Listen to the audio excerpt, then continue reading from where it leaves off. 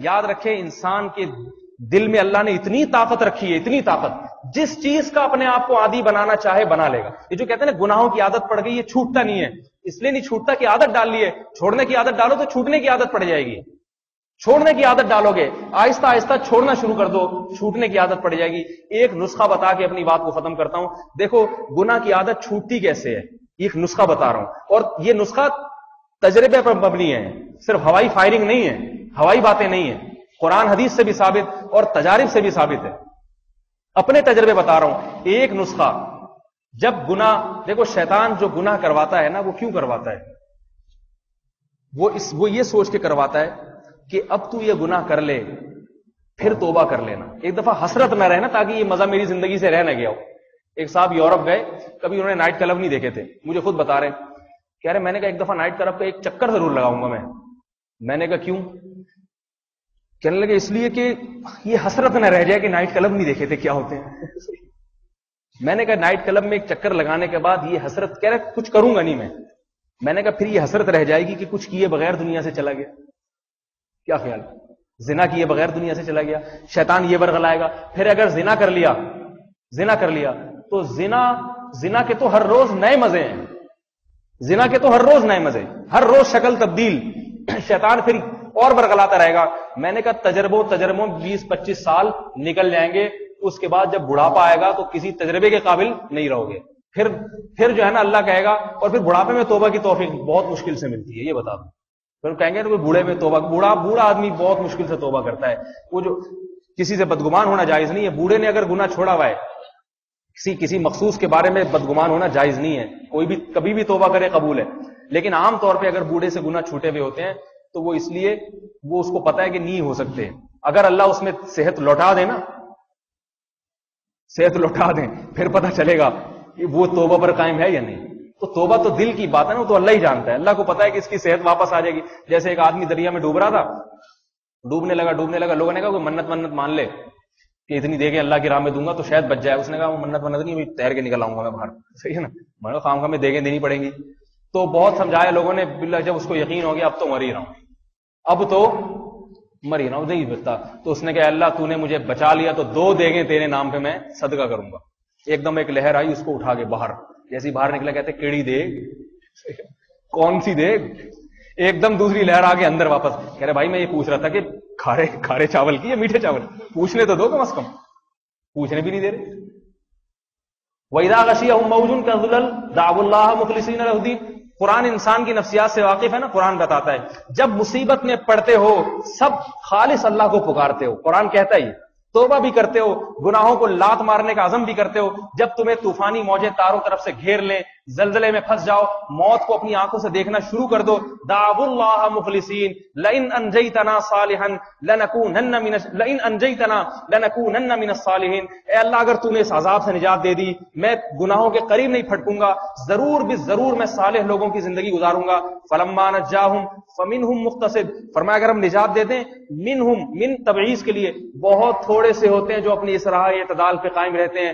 آگے دھمکی دی، یا ایھا الناس، اے لوگو انما بغیکم علی انفسکم. تم جو ہمارے خلاف بغاوتیں کر رہے ہو نا، معاہدے کرتے ہو، مصیبت میں پڑ گئے، پھر مصیبت سے نجات دیتے ہیں، دوبارہ پلٹ جاتے ہو، پھر مصیبت نہیں آتی، پھر موت تک ہم تمہیں گناہوں میں چھوڑ دیتے ہیں. لیکن یہ یاد رکھو جو تم نے معاہدہ توڑ کے بغاوت کی ہے، انما بغیکم علی انفسکم، اس بغاوت کا نقصان تم اپنے خلاف کر رہے ہو. یہ بغاوت تمہارے اپنے خلاف ہے، ہمارے خلاف نہیں ہے. متاع فی الدنیا، سورہ یونس کی یہ آیات ہے، کیسی پیاری آیات. متاع فی الدنیا، دنیا کا تھوڑا سا نفع اٹھا لو گے تھوڑے دن اور، بار بار نہ زلزلے آئیں گے، بار بار نہ طوفانی موجیں تمہیں گھیریں گی، بار بار نہ موت کے منہ میں جاؤ گے. ایک دفعہ گئے تھے، توبہ کر کے واپس آ گئے، اچھی بات ہے، توبہ کر کے واپس آ کے قائم رہے، اچھی بات. اگر دوبارہ بدل گئے، دوبارہ یہ تمہیں دھمکیاں نہیں ملیں گی خدا کی طرف سے، یہ بھی خوش قسمت لوگوں کو ملتی ہیں. لہذا تھوڑے دن کا نفع اٹھا لو گے. ثم الینا مرجعکم، پھر لوٹ کر ہمارے ہی طرف آنا ہے.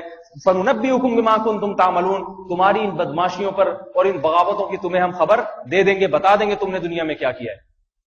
تو میرے بھائی میں ایک نسخہ بتاتا ہوں کہ جب گناہ، شیطان کیا کرتا ہے، یہ کہتے ہیں ایک دفعہ کر لو، اور دل میں یہ ڈالتا ہے کہ اگر نہیں کیا تو دل میں خلجان، خارش رہے گی، سکون برباد ہو جائے گا.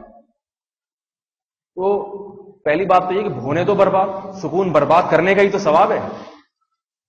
سکون برباد کرنے پہ تو اللہ راضی ہوتا ہے, اسی پہ تو اللہ خوش ہوتا ہے. ایک نوجوان کو ایک عورت نے زنا کی دعوت دی, ایسے تنہائی, یہ سچا واقعہ ہے, ایسی جگہ پر جہاں ان دونوں کے سوا کوئی نہیں تھا. یہ نوجوان کیا کرتا, پوری رات اپنی جو ہے نا وہ انگلی موم بتی چراغ میں لے کے جاتا اور باہر نکال دیتا, پوری رات تڑپتا رہا. صبح اٹھتے ہی اس عورت سے کہا یہاں سے بھاگ جا. رات کو نکالنے سے قصہ لمبا ہے, مختصر سنا رہا ہوں. اس عورت نے کہا یہ تم نے ساری رات کیا عمل کیا ہے؟ اس نے کہا جب میرے دل میں زنا کا خیال آتا تھا, دل میں یہ خواہش پیدا ہوتی تھی کہ ایک دفعہ کر لو پھر توبہ کر لینا, دل ٹھنڈا ہو جائے گا, فوراً ذہن میں خیال آتا تھا کہ یہ آگ برداشت ہو جائے گی تو اس سے قیامت کے دن یہ آگ برداشت ہو جائے گی, لہذا میں دنیا کی آگ میں انگلی ڈالتا تھا, اور جب میری چیخ نکلتی تھی میں کہتا تھا نہیں, یہ زنا کا مزہ اتنا نہیں ہے جتنے اس آگ کا عذاب ہے. یہ بڑے لوگوں کا کام ہے. تو شیطان گناہ کیوں کرواتا ہے؟ ایک دفعہ کر لو پھر نہیں, پھر توبہ کر لینا.